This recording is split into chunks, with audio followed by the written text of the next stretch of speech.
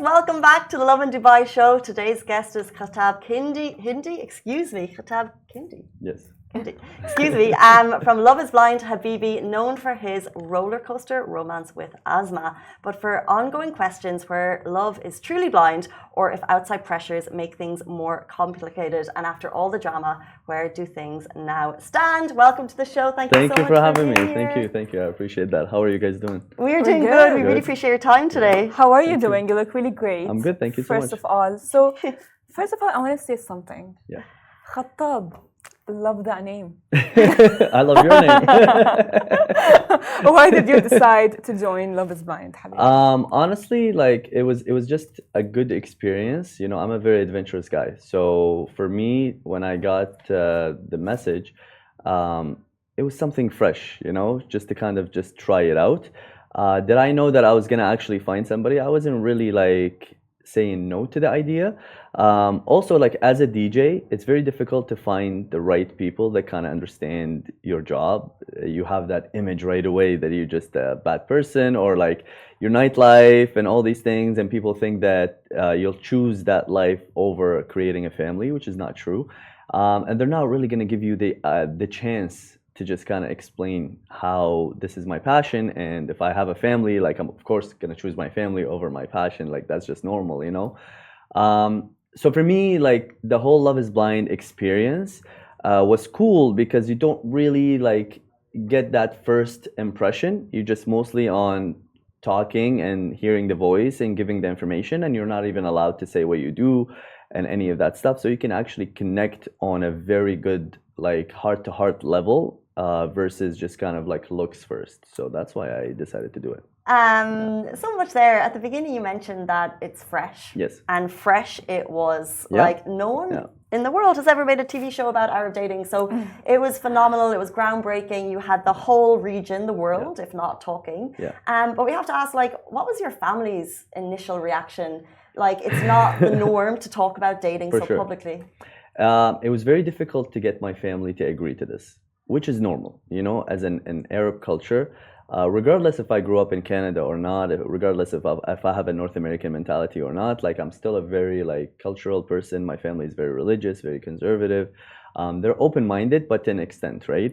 So it was mostly like the chats of, hey, like we don't want you to do this just because we're not sure how it will come out. But if you think you're ready and if you think you can represent us and yourself the best way possible, then we trust your decision. So that was the nice thing about my family. It's just like they kind of trust my process of living my life, especially in music, right?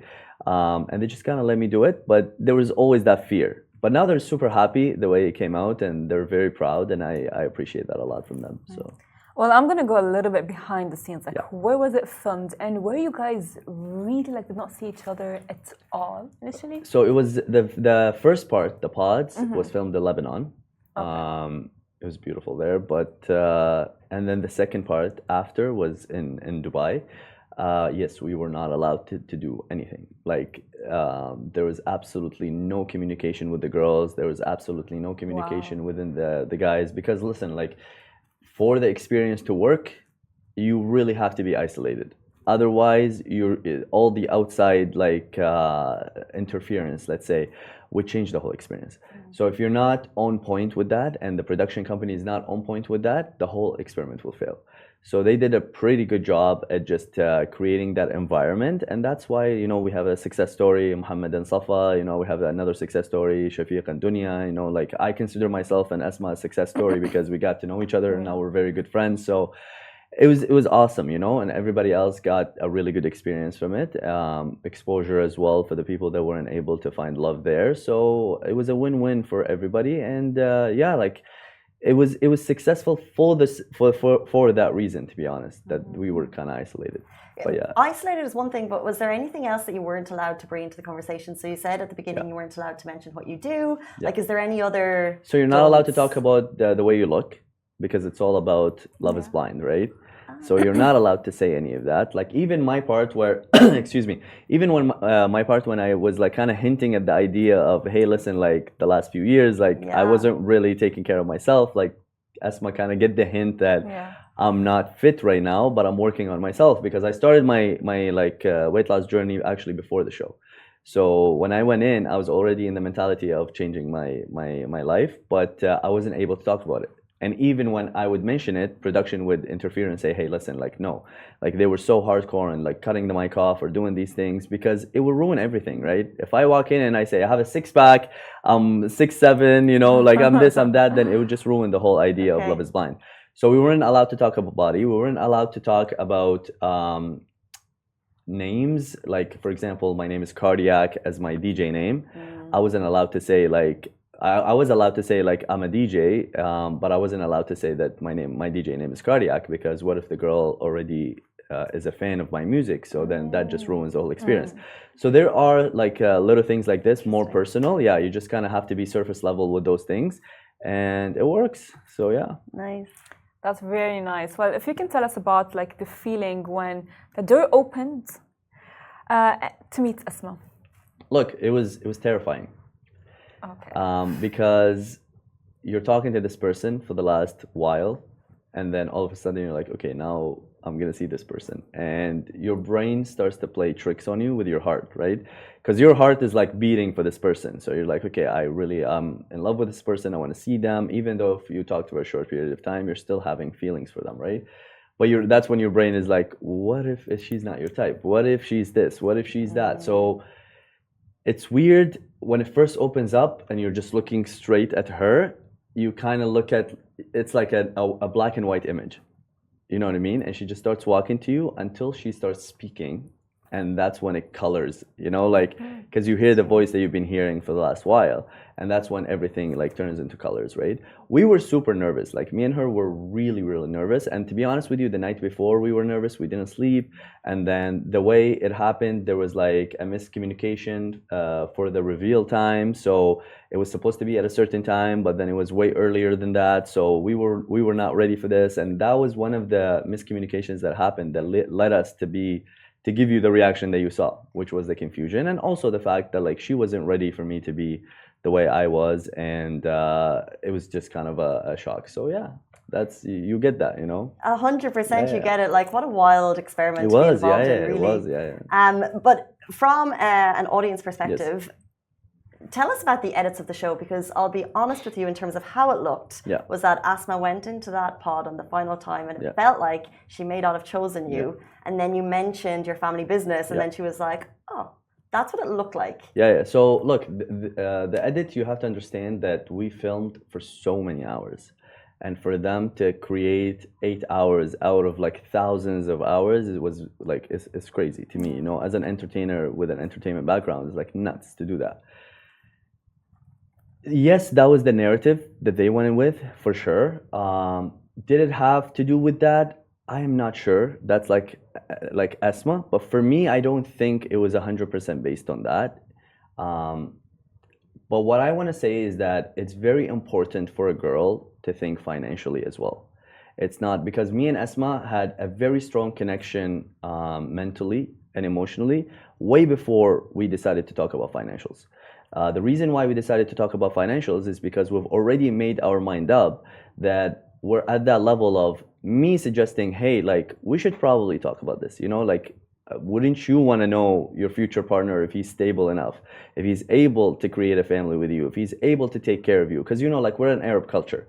Like for me, like the woman's money is the woman's money, and my money is our money. That's literally how it is. You know what I mean? Like that's just how I'm raised, right? Like I will take care of my family regardless of what happens. If my girl wants to work, she can work. But do I need her to like spend money on the family? No, absolutely not. Like I'll take care of my family to the end, right?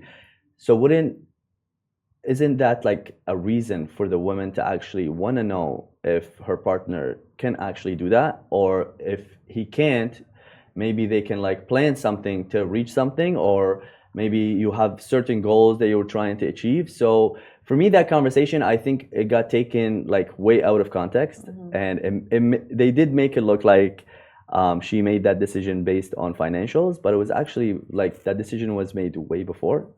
So when we talked about that, like it was just kind of the icing on the cake, and she was surprised. Like that whole scene where she says, why did you not tell me this before? Like, what happened?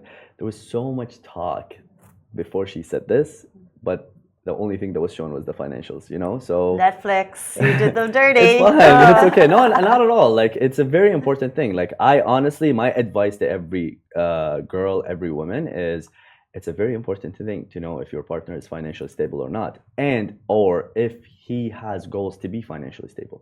You can't be living nowadays in 2024, 2025 coming up. It's not like the old days where things are simple, you know? Things are expensive, life is expensive, to have a kid is expensive, to create a family is expensive. So if you're not aligned financially on things, then you're never gonna be living a good, healthy, safe, stable life. So it is important. It has nothing to do with gold digging and all these things that people are saying, you know? Like, this is completely normal for two partners to create a relationship together. Yeah. Well, at the first encounter, you and Asma split up. Yes. Now, what happened during the time that led you, you know, like reconsider getting back together? So we were so, I told you, we were so confused and shocked with the reveal, that whole like part of us splitting, all we wanted to do was talk to each other. Like, it's crazy how that happened. Is we left, and then we kind of were like, okay, is this done? Is this not done? Like, what's going on here? And then I remember at night, I was asking for Asma's number, and at the same time, she was asking for my number. But the production rules is just like, no, because we're still in the show, so we can't do that right now. But we just kind of forced until I picked up the phone and she contacted me after they gave us back our phones. And the first thing she said is, it's not what it seems, you know, like, it's not what you think it is. I was just very confused and just did not know what was going on. And I really want to see you. I really want to talk to you. And that's when we kind of like, we're like, okay, let's give it a shot and let's go back together. And we had that sit down and we just kind of cleared everything out and we moved forward from it. So it wasn't that long of a period of time. It was like a few hours between like us splitting up and then just kind of like deciding to go back together. Speaking of moving forward, this is a spoiler if you haven't seen the show, but they made it very close to the end. Yes. And just as individual characters, I feel like the public loved, you know, both of you individually. You both seem like amazing people. So I feel like people really wanted that yes to happen. Yeah. But what happened was that Asma's family, they're not here, they're abroad, and you know, culture states that her parents would have to give you that yes. Yeah. Would you have gone ahead with it if you hadn't got that yes, but she wanted to go ahead? No, absolutely not. One of the things that I loved about Asma is that she was very family oriented. You know, like that's one of the biggest things that I look for in a woman, is that her family standards are so high that we can align together. I'm very close to my family. I'm super close to my family. You know, I consider them my backbone from day one, and they've done so much for me that I'm so appreciative of their existence in my life. So for a woman to not align with me on that, it's just not a match. So that was one of the very, very good things that we aligned on, and we were super emotional about this, but they didn't really show that in the final cut. Is that her story and my story kind of was so the same. Like, her family is in Canada, my family was in Canada, or I was in Canada, they were here. Her brother, my brother, her sister, you know, like all these things. So we made the decision that if we don't get the blessings of our families, there's no way we will go ahead with it. Right. And when that happened, I said it in the reunion. I don't know if they showed it or not, but I think they did. I just don't remember. I said that even if she said yes, I would have said no. And I was very afraid of that, because I did not want to be the person that rejects her, because I didn't want to reject her, you know? So it was easier for me that she says no, not today, and we kind of move forward with that, because at the end of the day, she's a woman, and it's not nice to just kind of like put her in that situation. So she made the right decision, and yeah, like I'm happy that we did that. Right. That's actually very kind of you to think. The thought process is very kind. But you said that your relationship couldn't work because you sleep only 2 hours. Yeah, that's another thing that was day. No, taken did badly. you go on the show thinking that you would find love with? Yeah, there's a lot of people who are saying that. Yeah. So look, okay, back to the edit. All right, sorry, Netflix. Yeah, but again, like, the reunion was 9 hours shot, and then they can only take a few of that. So they kind of like cut it to whatever made sense. But they missed a very important point, which is Since the beginning of the show until now, all I've been trying to do is fix my scheduling, my life, my routine, like all these things. I've lost 65 kilos. Um, Wow. I do, yeah. Wow, that's amazing. amazing. Thank you. I did correct my sleeping schedule. So now I'm officially, like, let's say bare minimum, I'm sleeping 5 to 6 hours, which is fine. That's not bad. I'm trying to do the 8 hours Yeah. thing. I'm not DJing as much. I'm kind of focusing more on my actual business and just kind of creating music, versus just DJing every single night like I used to before. I'm only DJing once a week now. So it's just, for me, like, I'm single, so I get to just kind of enjoy my life. And instead of me like going out and partying, which I don't really do, I would rather entertain people and just kind of get that passion going, and just that pleasure that comes from it. So do I have time to give to my family? 100%. What people are taking out of context is that I'm single right now. So why do I need to like waste 8 to 9 hours of my life sleeping, when I can just sleep 5 6 hours or 4 hours or whatever it is, and continue working on my dream until I find that person. But of course, if I create a family, it's my priority. I'm gonna give up anything to make sure that my family is happy. I would love nothing more than to spend time with my wife, with my kids, like be the father that they need me to be the husband that she needs me to be. Like, this is a priority. I go back to how my dad and my mom are, right? My dad was a very busy person. He started from zero. He built his whole empire from zero. Was he there for us? 100%. When he wasn't there, my mom was. So it's a balance between the two partners.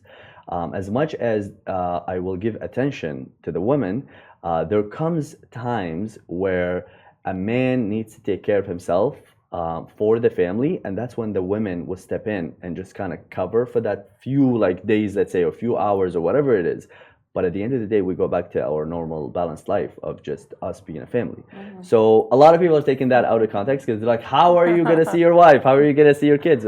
What they're not realizing is my single life is different from when I'm in a relationship. So It is all about teamwork. Yes. You were part of the Love is Blind Habibi experiment, Yes. but as we said, one of the factors that they say it didn't work out with you and Asma was lifestyles. But I Yes. do wonder, do you believe that love can conquer all? So if it was the right person, Yeah. might it have worked out Yeah. differently? Look, love is part of the equation of a family, but you can't build a family based on love only. To me, that's unrealistic. In today's world, like, there's a lot of different things that come in play. Financial is one of it, work is one of it, lifestyle is one of it, family is one of it, like your extended family is one of it, friends is one of it. Those all come into one equation that creates a match, right? For me and Esma, like, we were isolated from the whole world, that our love was the only thing that just kind of like went into play. When we came back into the real world, we just realized that there are certain things that just didn't align, right? Lifestyle, the way we like to live, the way we like to create our family. So instead of us just kind of like wasting each other's times, we were mature enough, and I don't want to say old enough, but like old enough to just kind of like realize that, hey, we don't have time to waste. Let's just be really good friends and just move forward with it. And if you guys, I don't know if you guys saw on Lovin Egypt, she said that she has a partner now, and she's very happy, and I'm super happy for her. And I knew about this before anybody else knew. Like, I'm giving her full support. She's a wonderful woman, and she also supports me. Like, literally last night calls me and just like, are you okay? Is everything okay? Like, do you need anything? Like, we're still at that level of friendship. So I'm super happy, like, for her and for our friendship. Nice. Well, I want to ask about standards. I Yes. think I've heard the word a lot on the show. Yeah. So, what do you think some of the high standards that the ladies, I would say, brought to the show? Like, for example, like Hajar and Noor, Look, not sharing the type of lifestyle that they are looking for. Look, the biggest problem, and I said this in the reunion, but they didn't make the cut. I'm not against Noor and Hajar at all. I'm against the idea that somebody, and I don't want the guys to think that I'm going after them, but it's just the reality. I'm against the idea of continuing with a person if you're not a match with them. So when Noor came and said, hey, I am 1, 2, 3, 4, these are my standards, Me as a man, if it doesn't fit with me, I just say, okay, thank you so much. It's nice to meet you, but it's not for me. It's very wrong to go in and try to change somebody because it's just, this is what they want. Like if I come to you and you tell me I like burgers and I come to you and I say, how dare you liking burgers? You know, like, you know what I mean? It just doesn't fit. Like it doesn't make sense. We're all human beings and each one of us, we have a brain and there are certain things that we want. So the whole idea of standards that Noor has and Hajar has, this is their life and they deserve it because they want it, right? So they can just do whatever they want based on what they want, and there is a partner for them that would say, this is what I want, you know? Some of the guys didn't align with it, and at that point it should have ended right there. And this is why I didn't speak in the reunion, because I'm literally sitting down there and I'm just saying, in my mind, I'm like, guys, like there's a way bigger thing that we're not speaking of, which is the fact that if they want to do what they want, then just let them do what they want. And if you guys want to do what you want, then they will let you do what you want. Why are we fighting? You know, there's no point to fight because this person is not going to change and this person is not going to change. This is a personality at the end of the day. So they have the right to take whatever they want, and these guys have the right to refuse whatever they want, right? Was there a mistake with the whole conversation? 100%. From both ends, in my opinion, it wasn't handled the way it should have been handled. Do you think Noor was disrespected? Like for her, the way that she was spoken to as a woman, yes, for sure. And the guys know my stance on this. The guys know my stance on this. But was it cut differently? Sure. Was there a lot more things that should have been done differently or stopped earlier on? 100%. You gotta understand, like, emotions play a big role in this, and the guys are very sweet and very emotional.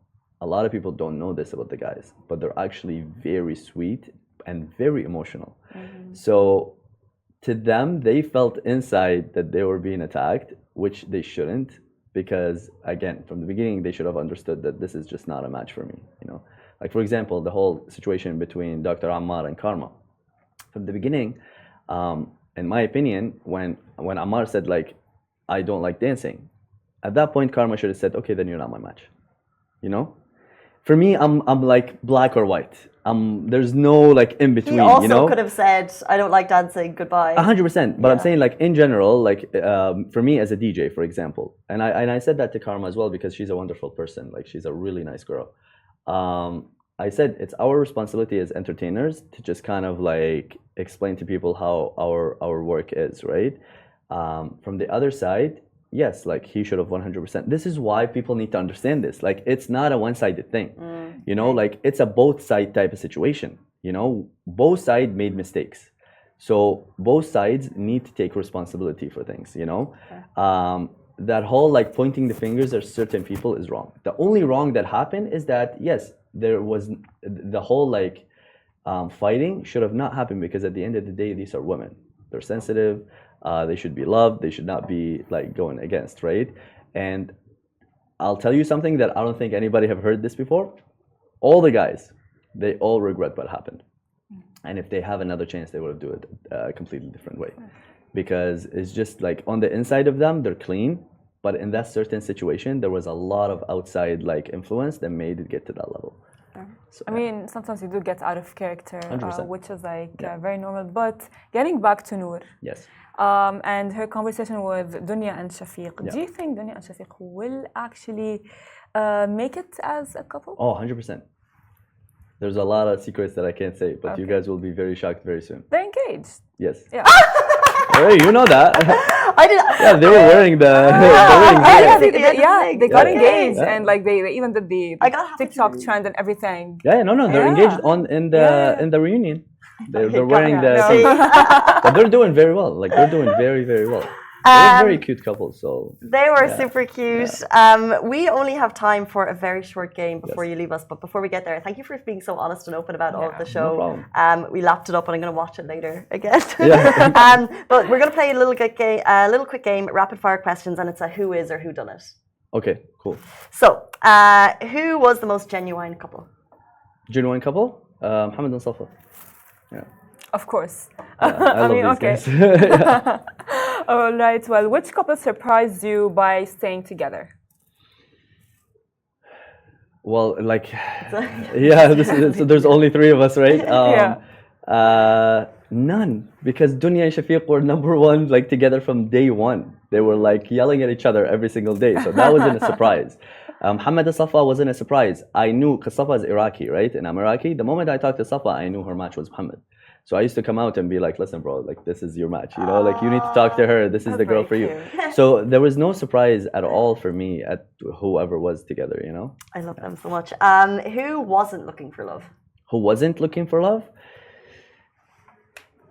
I don't think there was anybody that wasn't looking for love. I think everybody went in with the idea of, are we gonna do it or are we not gonna do it? After the first couple of pods, everybody was falling. I'm telling you, everybody was falling. Like, you can see it in everyone's eyes and like kind of having the conversation with the guys. I'm talking about the guys, you know, like everybody was falling.